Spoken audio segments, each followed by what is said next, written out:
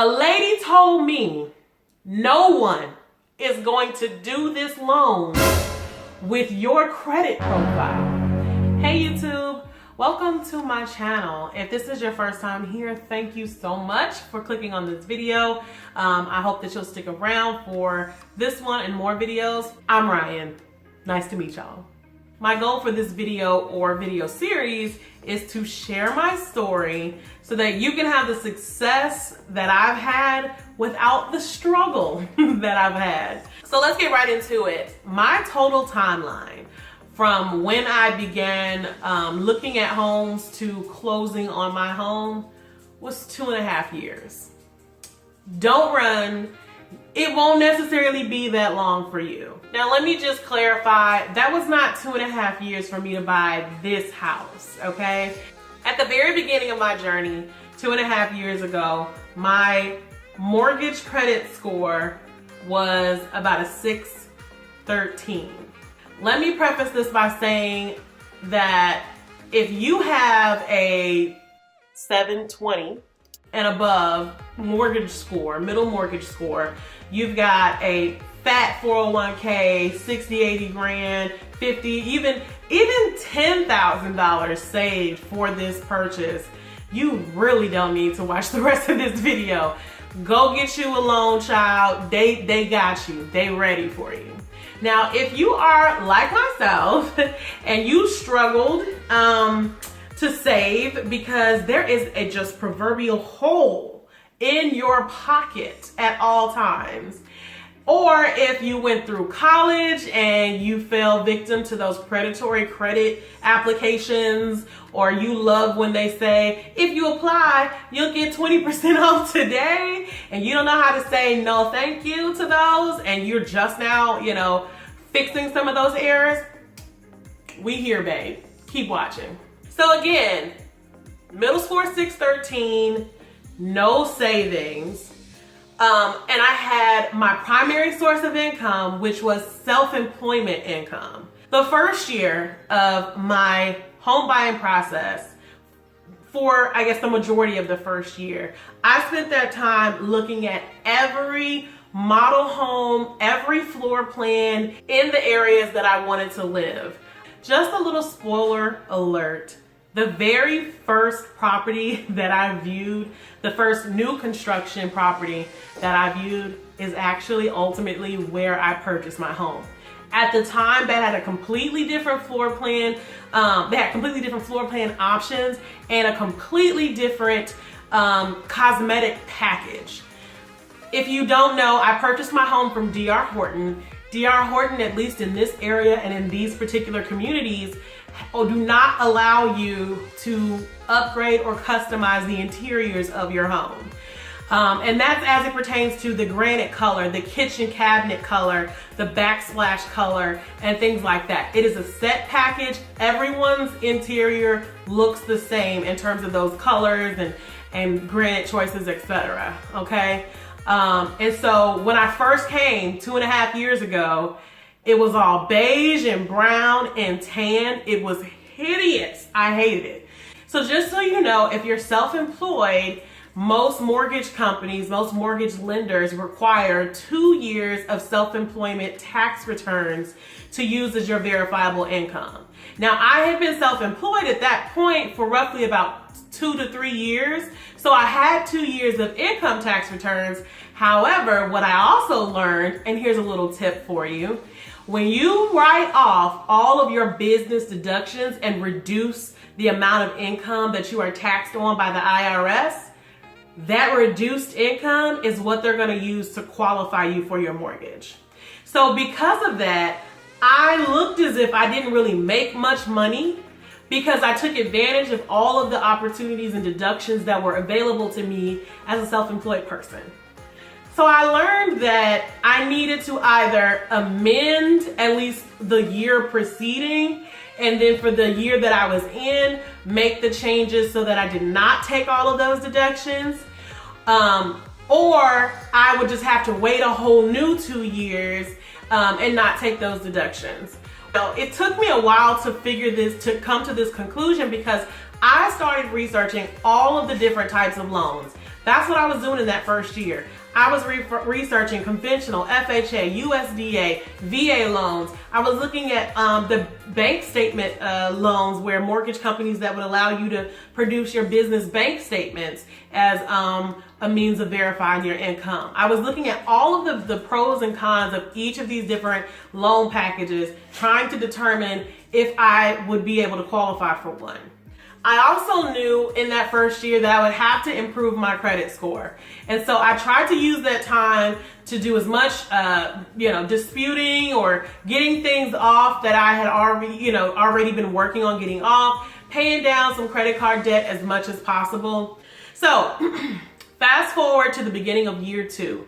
By this point, it's 2017. I've got my full year 2016 tax returns done, and I'm in the middle of 2017. Now, I still believe that I would have to either try to use my 2015, 2016 taxes, or I would have to wait until 2018 to go under contract on a property after I had done my taxes for 2017. I was prepared to wait.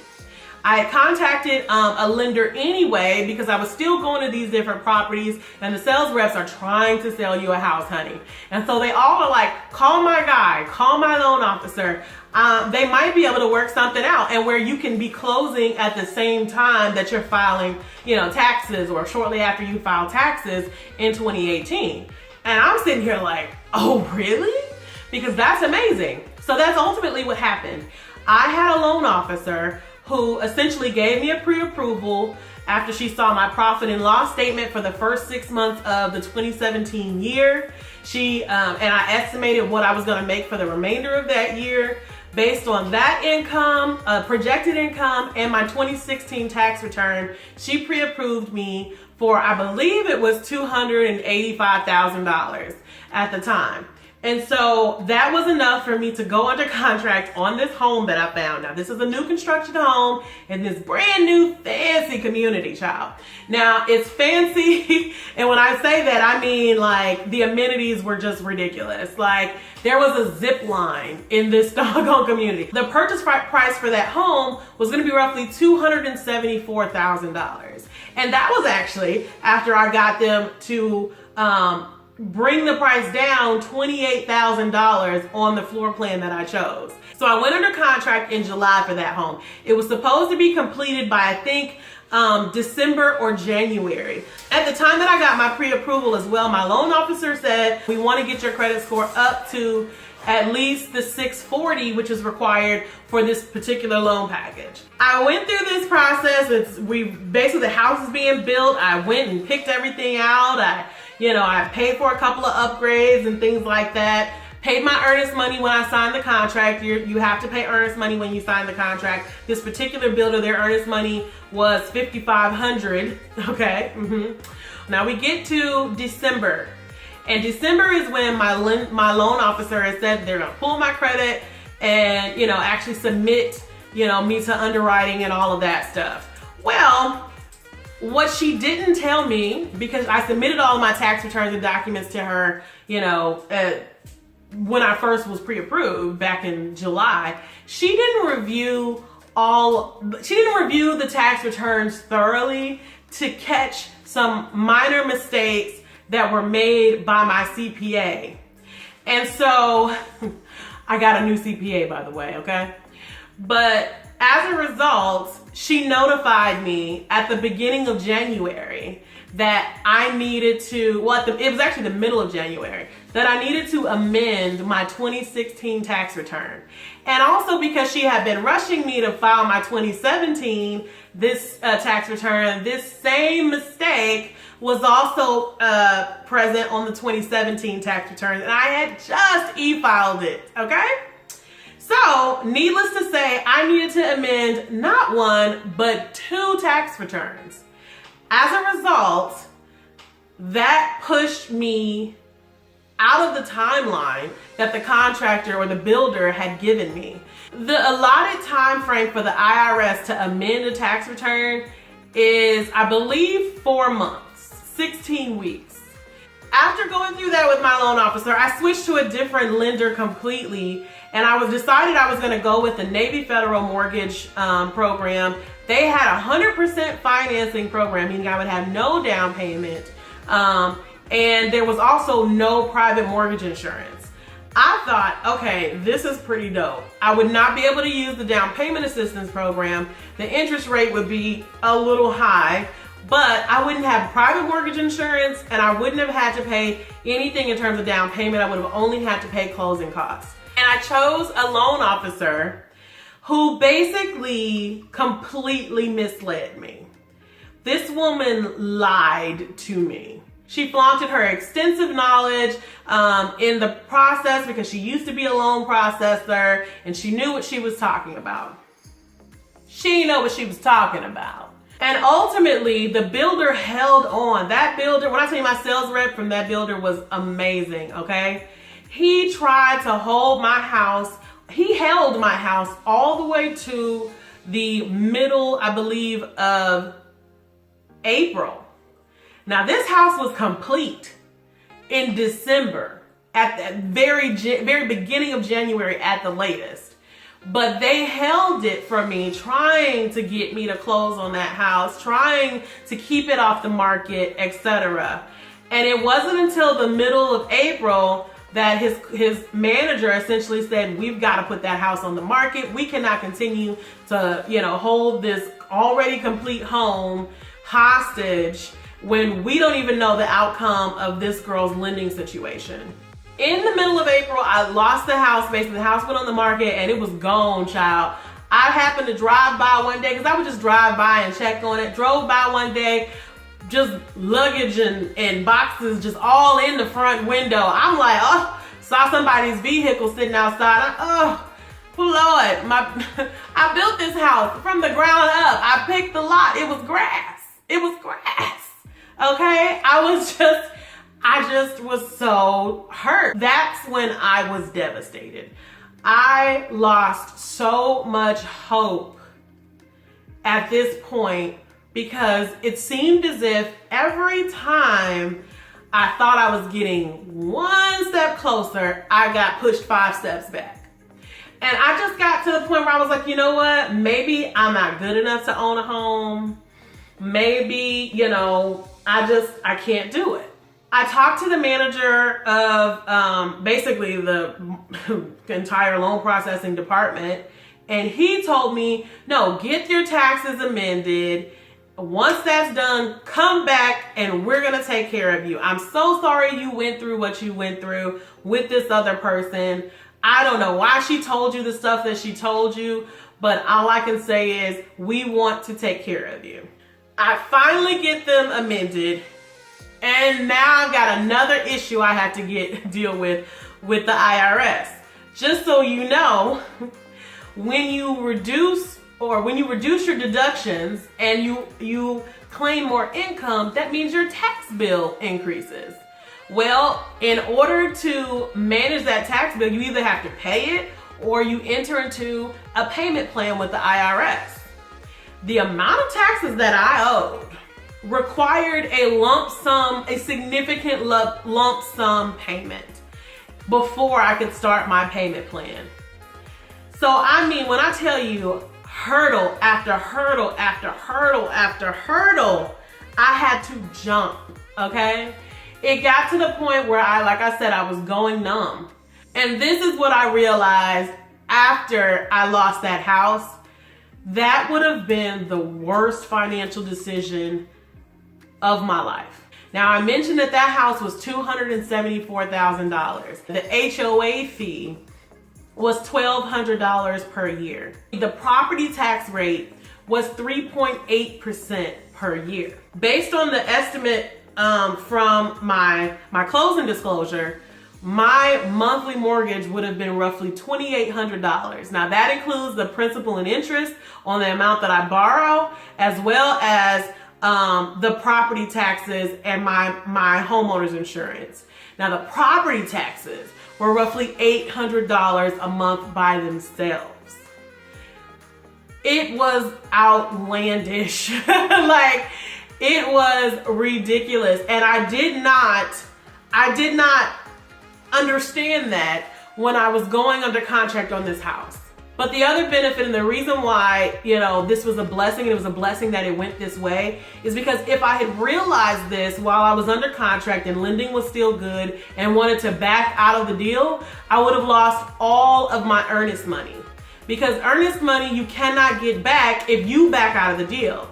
However, if your lending falls through, you do or you can get your earnest money back. And that's per your contract. So take a look at your contract and before you sign it, and talk to your realtor about that to make sure that that applies to you as well. So because my lending fell through and they put my house back on the market, they had to give me all of my earnest money back. I'm telling you, God works. So once I realized how ridiculous it was that I was going to be paying $2,800 a month in a mortgage by myself, I actually got a new realtor because my first realtor just wasn't good, okay? She talked to me about the property taxes. You got to consider that. You got to pay attention to the HOA dues, your deed restrictions, pay attention to the other additional taxes in the county that you're buying in, your mortgage insurance, all of those kind of things. I decided that I wanted to spend much less on a home, whether it be new or pre-owned. I decided I wanted my tax rate to be under 3% and that I wanted to use the down payment assistance program that I had researched because that was free money basically that I would get from this program. I went back to Navy Federal right before I went under contract on this place. Because I got my taxes amended and everything, I went back to them and I said, okay, I'm ready now. So let's resubmit it. My credit score had gone up to about a 645 or a 647 at the time. I think it was a 645. And so I'm thinking, okay, my taxes are on point. They're together. I got it fixed. We got a new CPA, got everything corrected. We're good. Navy Federal said, no, honey. They said, we're not good. We will only approve you for $145,000.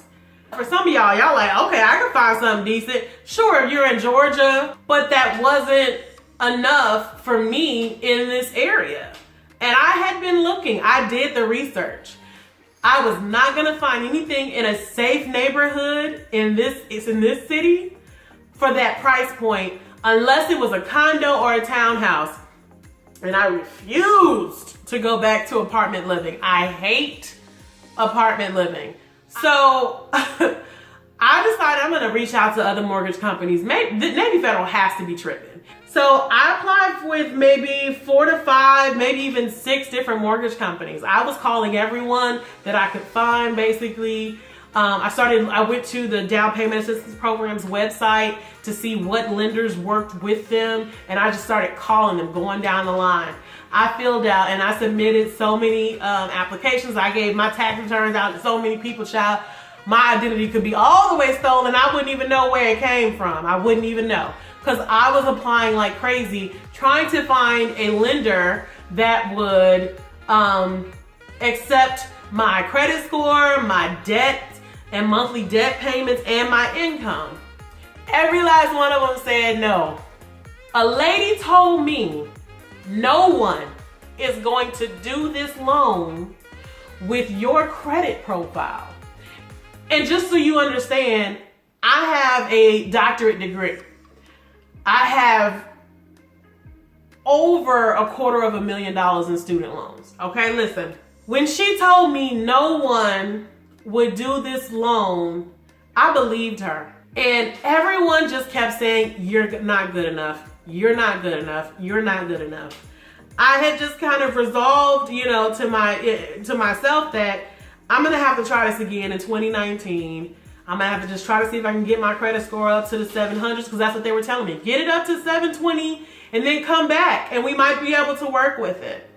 My realtor, she held me up, okay? I leaned on her so much. And then I got the decision, the bright idea to come back over to the D.R. Horton model home that was right next door in the community. And when I got there, the very same woman that I had met at the very beginning of my journey 2.5 years ago was still there. So I talked to her loan officer. I told him everything. I had no faith. I had no trust at all in him, in the process, in any of it. I was basically just numb. I was floating through this process. He told me I was approved. And I chose a small floor plan, 3-bedroom house, 1,700 square feet, $213,000. Well, of course, that couldn't have been, just it, happily ever after. There were more struggles. The underwriters wanted more information. He told me that I needed to get my score to 660. He gave me the plan for doing it. It basically required me to pay down my credit cards to literally nothing. It required me to get off of an authorized user card that I was on for my mom's account and to pay off 2 collections that were otherwise completely outside of the statute of limitations, and I had no legal obligation to pay. I didn't want to do any of those things, and I also didn't trust that even if I got my score to 660, that underwriting would approve me, because I had been to underwriting before, and I'd had underwriting tell me no after looking at everything closely. I also didn't have any savings still at this point, because the girl got a hole in her pocket. And on top of that, I was going to have to use the earnest money that I had to put more earnest money down, even though it was much less, it's only $1,000, put earnest money down again, and as well to pay down these cards and pay off these, collections. So I basically had no savings. He had an answer for that too. We'll use gift funds. Have your parents, your mom or dad or whatever, gift you or do a gift letter saying that they will give you X amount of dollars. So through this process, I went into contract in August of 2018. I got an approval when we first did my application. There was an error on the application. My IRS tax payment plan, remember that, had been left off of the application. So that made my debt to income ratio look much lower than it actually was. And my loan officer was telling me, listen, all I need you to do is get your score up to the 660 by doing the things that I told you to do, and you'll be fine. Underwriting will approve it. I fixed, I've already reran the scenario, etc. I almost wanted to tell them, just cancel it. I don't even want to do it. I can't do it. It's not going to work. It's not going to happen. It wasn't until literally the day that I closed, and not even just the day that I closed, but when they handed me my packet and said, you're all set, head back to the model home to pick up your keys, that I realized, oh shoot, this actually worked.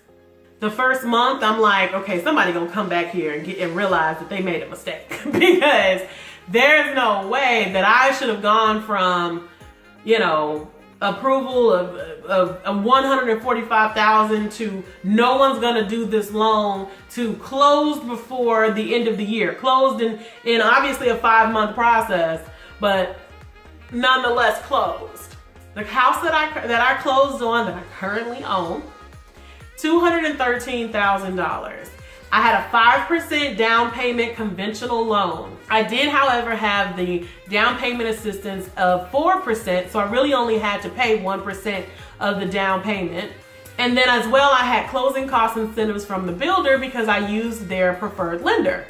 So out of pocket, I paid $1,000 in earnest money when I went under contract. I as well had a $2,000 gift from my mom, which was used towards the closing costs. And on the day of closing, I had to bring a cashier's check for roughly $958.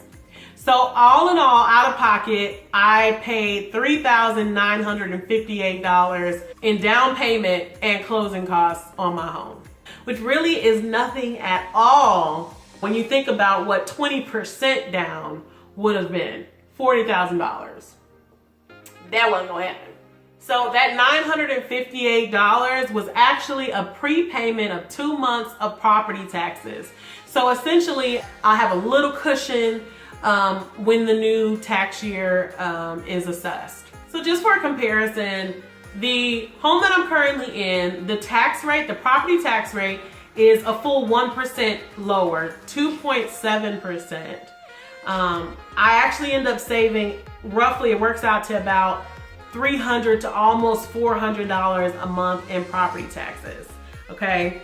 My HOA dues are half the cost, they're $650 per year, as well as the home is $60,000 less than the first home that I built. So overall, the monthly mortgage difference between the home I built first and this one is $1,000. That's a lot of money. There is roughly about a 500 square foot difference, but ultimately for one person, 3 bedrooms and 1,700 square feet is more than enough. What I had to understand was that this is my very first home. It will not be my last. And this is simply the beginning of my journey with real estate. There are so many intricate things that I could go into more detail about, but I will make more videos giving more details about what you might need to do to avoid some of the issues that I had, or what you might want to look for when it comes to trying to buy your first home. My hurdle was lending. I really hope this has been helpful. If you didn't take, anything from it, one of the things I definitely can say that you need to take is that you need to have a great team around you. You need a great realtor. You need a realtor that's rooted and grounded. If you are as well, if you're spiritual, get you one that's spiritual as well. My realtor was she's amazing.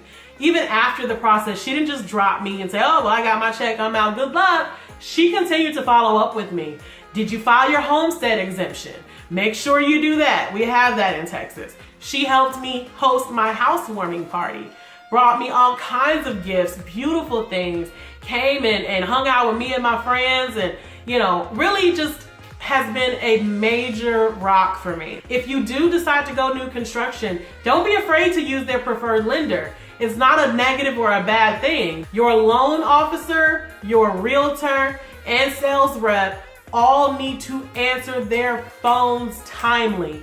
If you are not getting return phone calls from either one of those people after 48 hours, it might be time to replace one of them. So I'm telling you, it's important for you to have good people in your corner. And I really hope that, you are blessed and able to find some people to help you.